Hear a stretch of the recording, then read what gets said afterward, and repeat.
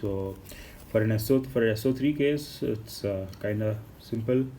Turns out to be JJ turns out to be also an antisymmetric matrix, so this has to be superposition of the JK matrix, right? So turns out to be that. But point is, JMN in 3 dimensions, 3C2 is what? 3C2 is 3, right? So 3C2 is 3, so you now have J1, J2, J3. So you have exactly 3, but if you go to 4C2, you have 6 J matrices. You no more have JI, JJ kind of labeling. You will have JMN and JM prime such kind of labeling. So this is the Lie algebra of rotations for SO3 in 3 dimensions. SO3 Lie algebra. This is SO3 Lie algebra. But now if you go to SOD Lie algebra,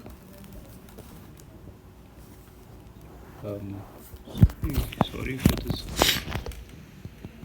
So now if you go to SOD Lie algebra, you have the generalization of that. I mean, you could derive this. You could simply just put J whatever we did this, right? This is simple 1 minus 1 placing here and there, and calculate the commutator, and you get this thing. Now it has a good interpretation also. It can be fixed by the first term because of the 3 sort of antisymmetries, and so I have to sort of verify, and then just linear combination of J's simply. And then also these deltas say that if there is one integer common, if there is no integer common, then it's just 0. If there is one integer common, then just strike off that integer and just maintain some cyclicity kind of thing and put the result. One of the term will be non-zero. I mean, one of the term will remain. So that was the rotations, right? Rotations, Lie algebra, rotations generators in any d-dimensional space. So now you can talk about the generalization of these rotations, which is basically a Lorentz transformation. Lorentz transformation is similar, but you have a SOMN group. Your transformations form an SOMN group because they preserve a metric of type m comma n, see, with the signature m comma n, right? Not just identity, no more identity, eta. So you, instead of delta, you have eta, and the fact that your determinant is r is 1 is still the same. And you see, do the similar analysis, you basically just replace delta with eta, you get the same thing. J mu nu, you could also write it in differential form, differential operators form. And the Lie algebra, the Lie algebra is just that, with eta replaced. And an interesting thing is that 2 boosts generate a rotation, and this is important. This leads to some Thomas precision coupling and atomic physics. I never heard of this statement by any professor here, so it's interesting. Okay, that I will. That's a purple thing. It's a purple thing which it needs to I'll explore soon. And Poincare algebra, you include along with J mu nu, also include the translation operators, translation generators, which is I del mu, and yeah, this acts as a generator in this sense. And the Poincare algebra is this: P nu 0, and J mu nu is this. So that's the Poincare algebra. We included the translations also.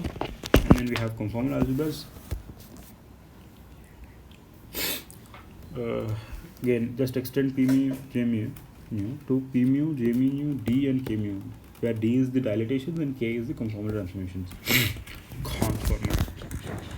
Conformal transformations with a K. Interesting. This is generator. That is a generator. now you just compute all the commutators, and some of them have interpretations like j mean u d computed to 0 because d is a Random scalar and this k is a vector, and so it will be in this form, just like this. And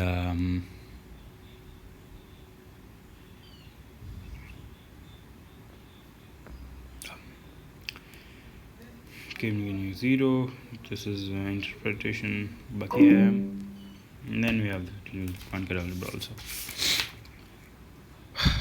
Okay, and then there is an identification with the SOD2 algebra, which I'm not clear yet. Right? Cool.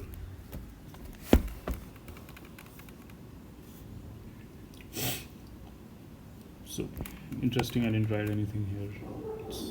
I'll just write it as 0408 2024. Yeah. Okay. Cool. That's it. I know it's not so. I mean, I don't know. I'm being critical about myself, and I don't know if I should be or not be. But I know that I can do a lot more work than this. But let's talk about what I did, right? Let's not talk about what I did not. I know I constantly have an idea of what I did not. So it's good to. So these thesis bites are the place where I get to talk about what I did, not about what I could not do, right? There are many things that I could not do. This one of the philosophies of thesis bites is embrace what you did, because there's so much that you didn't. Exactly. Because when I see the observation page and everything, you are reminded of what's. I mean, it's a good reminder that where you are and what are the things that you need to do. But it can. I mean, but you need some kind of way to reward yourself, right? Thesis bias is one of the reminder for me to. Reminder for me that I'm doing stuff and it's okay. I'm learning. There'll always be many calculations that I need to do. There'll always be many doubts that I need to resolve. Okay, but one by one, I'll just slowly do them, right? Yeah.